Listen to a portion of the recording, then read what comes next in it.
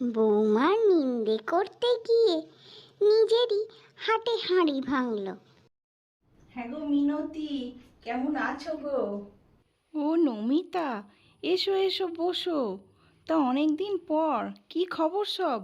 এইখান দিয়েই যাচ্ছিলাম, তাই ভাবলাম তোমার খোঁজ খবরটা একটু নিয়েই যাই। তা হ্যাঁ গো, তোমাদের রান্না বান্না সব মিটে গেছে? আমাদের বৌমাই সব রান্না করে, আমি একটু ওই কুটে বেটে জোগাড় দিয়ে দিই, বাকিটা সব করে নেয়। আচ্ছা আচ্ছা, ভালো।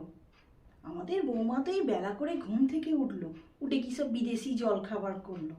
তারপরে আবার শুনছি দুপুরে ওইসব কি চিকেন চাপ, আরও তার সাথে কি রাইস না পোলাও কি সব করবে বাবা, জানি না।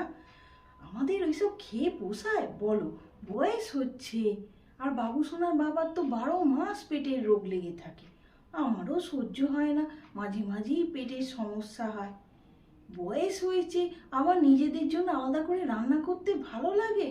যখন পারি খাই, আর যখন আর খেতে পারি না তখন মুড়ি জল খেয়েই শুয়ে পড়ি। কি আর করব বলো?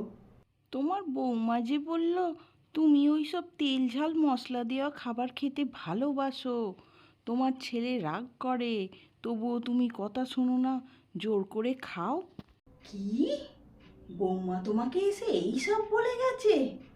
দাঁড়াও, আজ হচ্ছে বৌমার, ওরই একদিন কি আমারই একদিন। না গো, আমি এখন উঠছি, বুঝলে?